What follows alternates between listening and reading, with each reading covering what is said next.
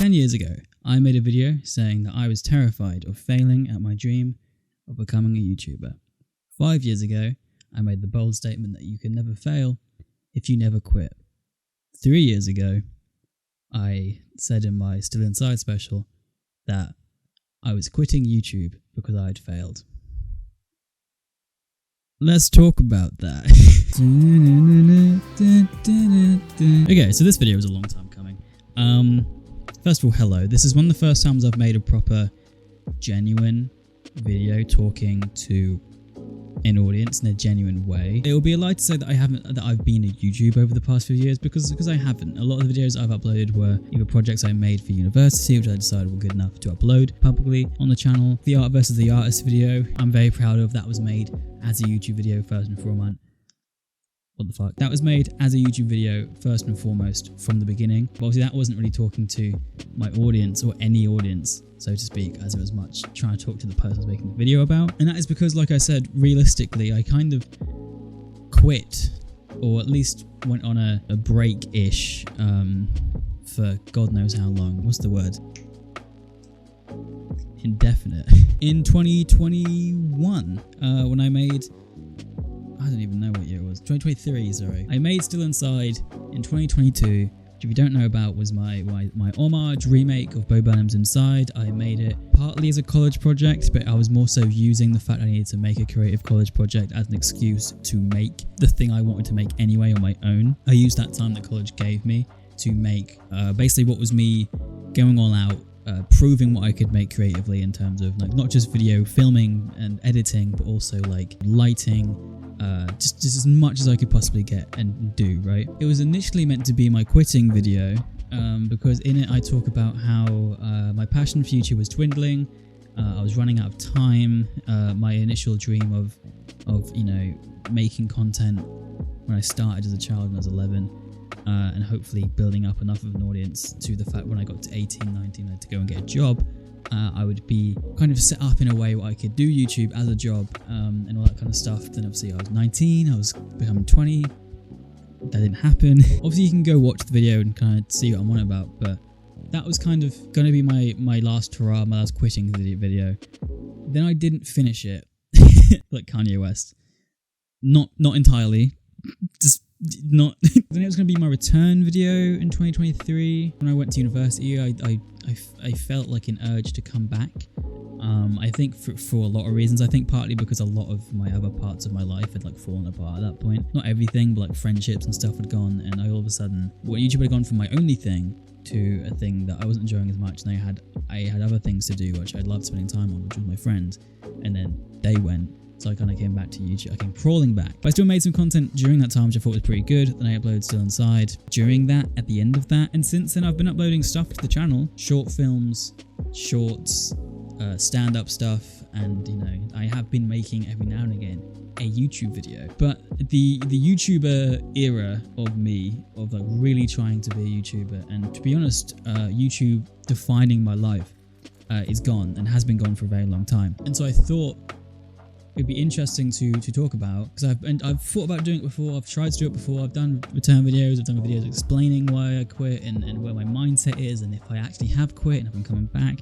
And I always ramble on for so long, which I'm definitely going to do in this one as well. But I'm going to focus on a particular thing, which is I have failed. How do I feel about that? Where am I now? Specifically, we're going to focus on 4 videos. My biggest fear failure from 2016, my biggest fear failure 1 year on from 2017, 7 years on, why do I still do YouTube, and Still Inside. I feel like it's been long enough now, and I've been separated enough from YouTube, and my mentality towards it has become a lot healthier. I've become a lot more mature, I think, and my relationship with all this kind of stuff is a lot better. Where I can properly look back on stuff, ego and dream and all that kind of stuff just completely removed, and really talk about where I was at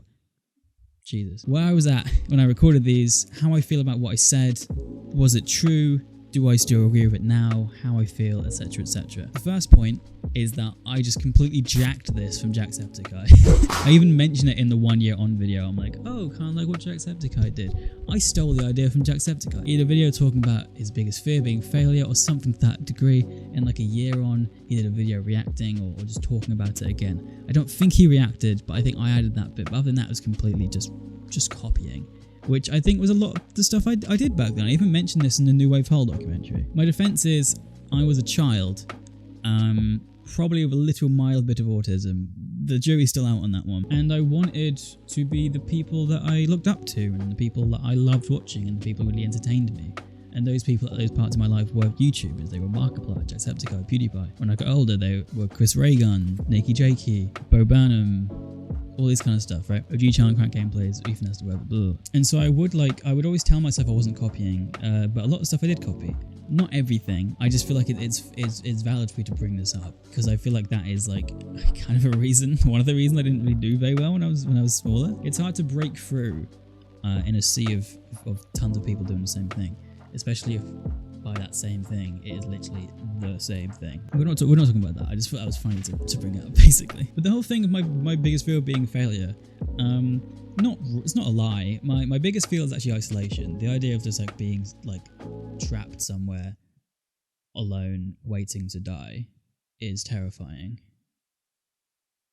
But that's not funny, so I'm not going to talk about that. With that said, failing at YouTube, I was also pretty scared of that, I guess. And so like what I'm talking about in these videos, even though the idea was stolen and the title was stolen, what I'm talking about is all genuine.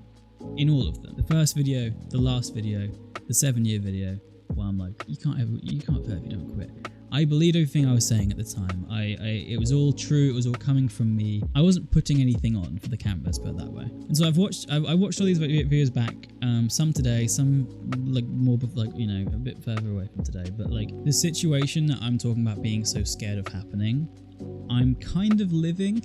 And also some of the stuff where I'm just like, oh, I really want this. Looking back, I don't want them now.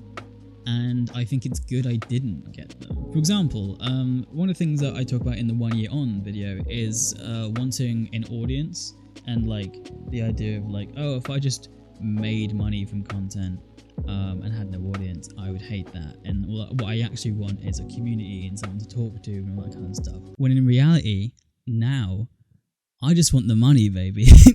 I'm kidding, that's a joke. But me as a, how old was I? 14, 15-year-old wanting an audience?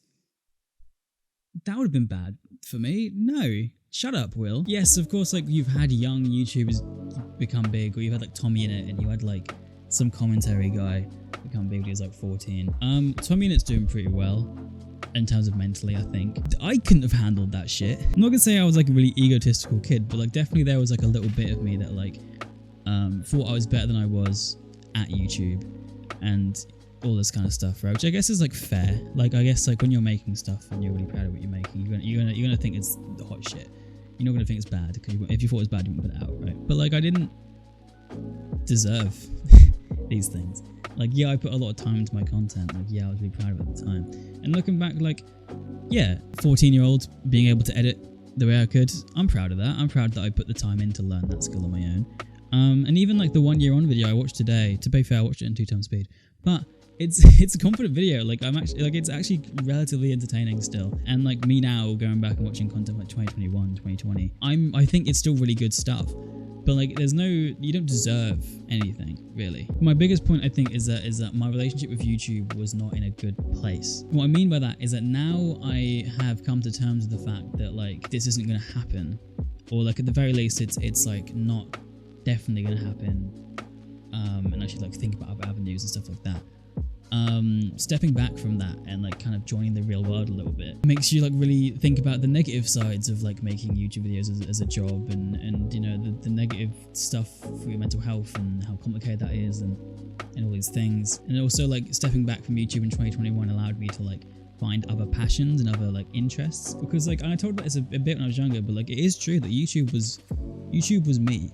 as a child. Like when I started doing it when I was 11 until I stopped doing it the way I was doing it so consistently when I was like 18, it was my entire personality. You know, I wasn't a music guy, I wasn't a film guy. You know, I would go out and do these things with people. You know, I would see the big movies, I'd see the Avengers stuff after I got convinced to, you know, all this kind of stuff. But like realistically, I would watch YouTube every day as my entertainment. I found a lot of musicians through YouTube. I found a lot of my favorite games through YouTube. I had YouTuber merch. Not saying there's anything wrong with doing any of that stuff, but what I'm saying is that was all I did. To the point where like when I bought this in the video, I'm like, you know, I don't have any like other passions really that I can really like buy posters for. This is an expensive poster. Yeah. And so like when I hit 19 and I started to like, the passion started to go a little bit. It was partly because I had put my standards up so high and I knew what I could create and I knew what stuff I could make and how good stuff I could make. For example, the video of me going on the dating show, or the videos of me buying the play buttons, and stuff like that, where I would put like multiple days into recording and I would put loads of effects on them, like the ASMR video and stuff like that. I was really proud of what I could do. I knew what I could do, and that was the content I wanted to make, and I was found so entertaining, and to this day I do look back and think I'm really good. But I couldn't make that stuff quickly because it would take me time, and I had to record over multiple days, and I had to edit over multiple days, and I had to tweak them and take enough time to think of jokes or to think of edits that were funny and stuff like that. But I also really wanted to get somewhere with YouTube, and I knew that to do that you had to upload consistently. And so I would spend so much time on a video, like a week or two on a video, upload it, be really proud of it. Then after that spike of views, when it was new and it was in the algorithm and all that stuff, then it would dip. And I'd be like, well shit, it's been like 4 days. I have just started a new video. It's not going to be done in like a week or two. My goal of getting monetized and the watch hours I've got is like getting lower because I'm not uploading quick enough. And it was just this like stress of I still really wanted so bad. I was holding on to this dream of wanting to be a YouTuber for a job. But then I also really wanted to make content I gave a shit about and I really liked and I thought was really good. I didn't want to sacrifice any element of either side. And I couldn't do that, which is one of the reasons I became so burnt out on it. Because I knew what I wanted to make and I knew what I could make. But I knew that if I wanted the numbers to go up, I should make worse stuff. But I knew that if I wanted to keep enjoying making it, I needed to make better stuff. And it broke me. And me leaving that dream behind, or like at least like not counting so hard on it and wanting it so bad and having that be the only thing I want to do in my life, allowed me to make Still Inside over months and like over a year or however long it took me to finish it. Obviously I made this at university, but allowed me to make the courage to stand up and to wait long enough to upload that, to get it into festivals and to on BBC Upload and stuff like that. It gave me the time to put into other things like non-creative stuff, like listening to music, which I love doing now, and I listen to so much music, and I really like watching the Grammys now because I'm just invested, or like watching movies and understanding how cool making a movie can be, or the creative side of it, like starting stand-up comedy, which I've been thinking about doing since I was like a child, watching Russell Howard's Good News and actually going out there and writing stuff and doing open mics. And so that's where I am now, where YouTube is a thing that exists and I miss it. And I still like uploading, I still sometimes like making content, and I like seeing the numbers go up. Not gonna lie, it's a little game. It's fun to see the numbers go up, it's sad to see the numbers go down, but it doesn't define me like it used to. It doesn't ruin my day if I lose a subscriber, it doesn't affect me in the way it used to, because it's not the only thing I have. If I make a video and it does badly, does it upset me? I can be disappointed. I put a lot of time into the art versus the artist video, and I thought it was very important. I spent a long time making it and editing it and stuff like that, so the fact it got 15 views sucked. But I wasn't then jumping onto the next video immediately. I let it stay, and I thought if people find it, they find it, you know? So yeah, basically, how long have I been talking for? I guess like, how do I feel being a failure? I needed it. I had to. It needed. If I succeeded and got 100,000 subscribers when I was 15, that would not be good for me. That would not have been good for me. That would have changed so much about my life. I don't know where I would have been. Would I have even enjoyed doing YouTube anymore? Would I have become a fucking hermit? I don't know. I think my life has worked out in a way which I'm happy about, which is really interesting to think about, because like, you know, when I was in that video, I'm like, I don't want to work at Lidl. And I think what I meant by that was like, the idea of getting a normal job ever was like, I didn't want to do that. I wanted to do YouTube, and I wanted to get myself to a point where I needed a job. I could just do YouTube for money. But now I've worked a few jobs. It's alright. Depends what job you get, obviously. I'm quite happy where I am currently. I don't want to stay there forever.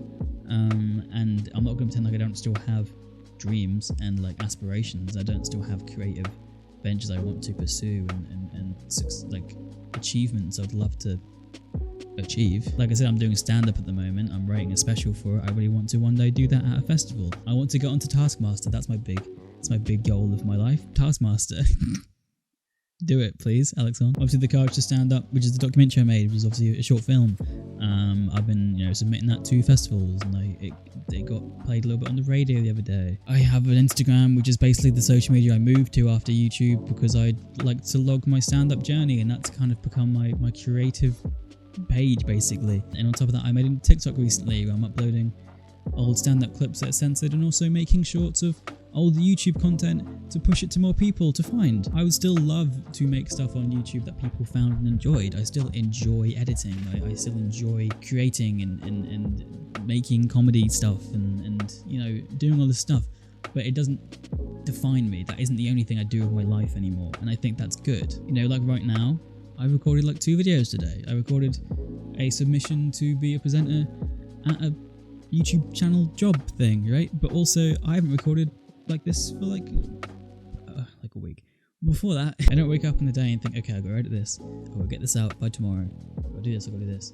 I wake up being like, okay, I'm seeing my partner today, or today I want to do I've got my gig tonight that I got booked, or you know, I'm going to go to cinema. Like, I have a life now, and it's nice. But don't get me wrong, I don't have any dislike towards YouTube. YouTube wasn't the fault of this. I think it was just me being young, diving into something that I loved and really, really wanted for myself, and not allowing myself to see a future outside of it.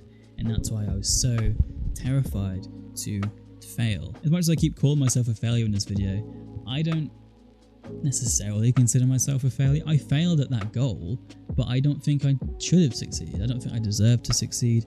I don't think I was good enough to succeed.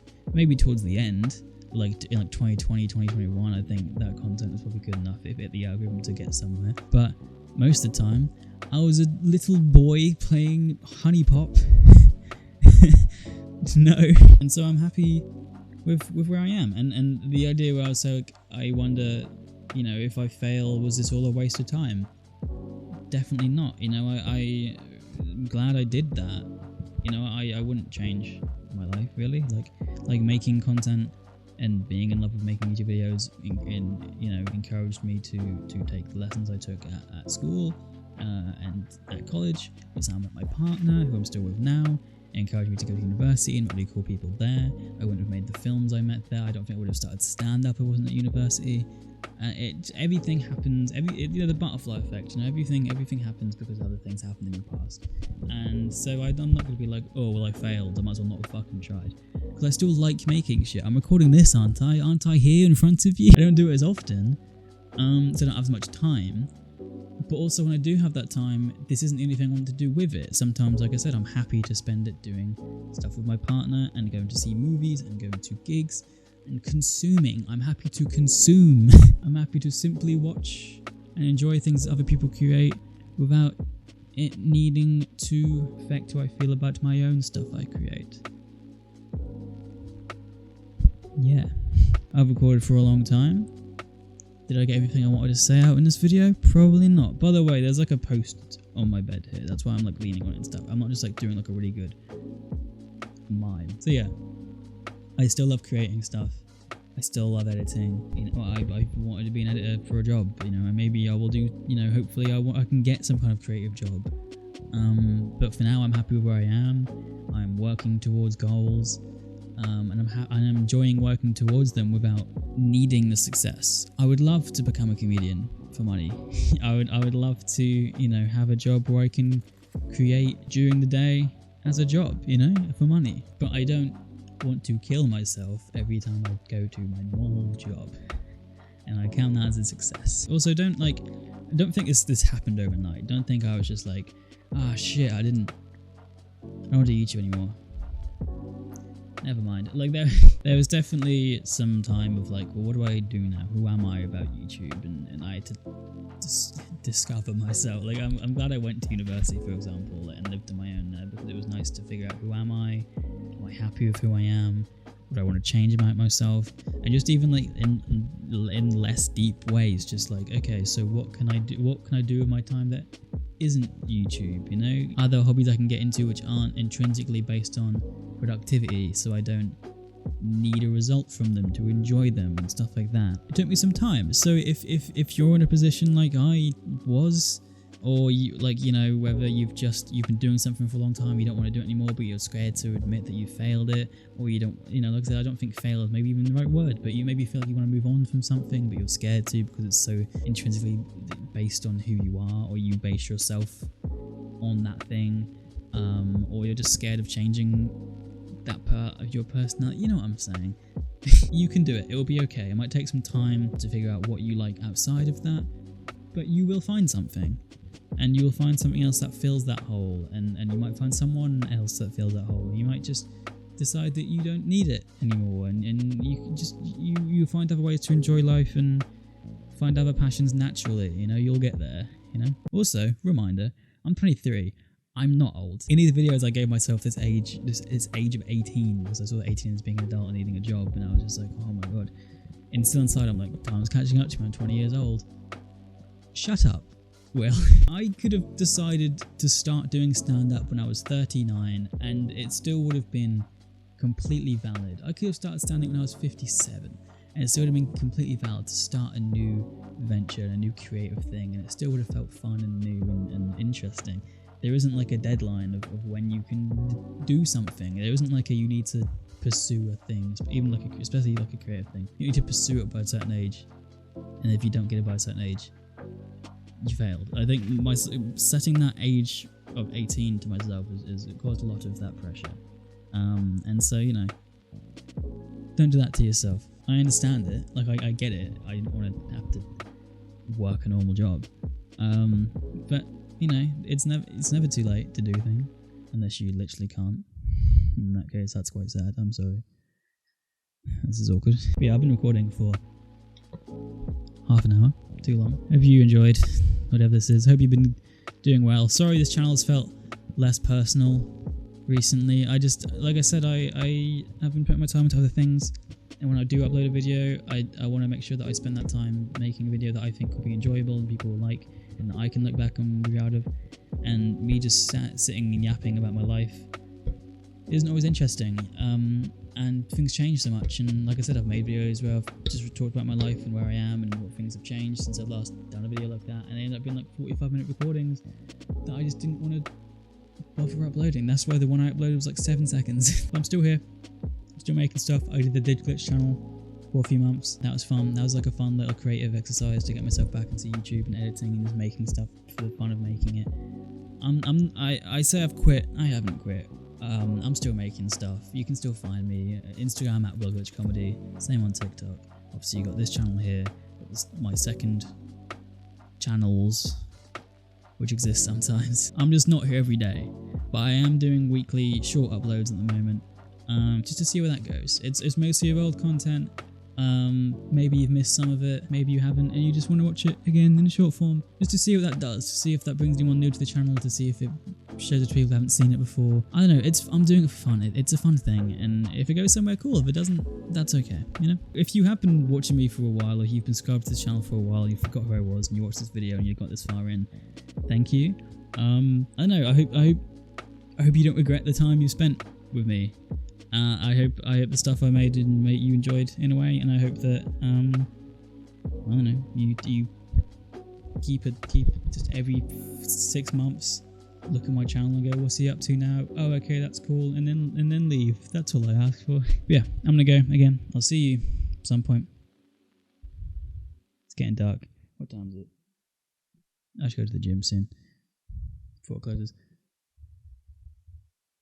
Bye. Nice seeing you.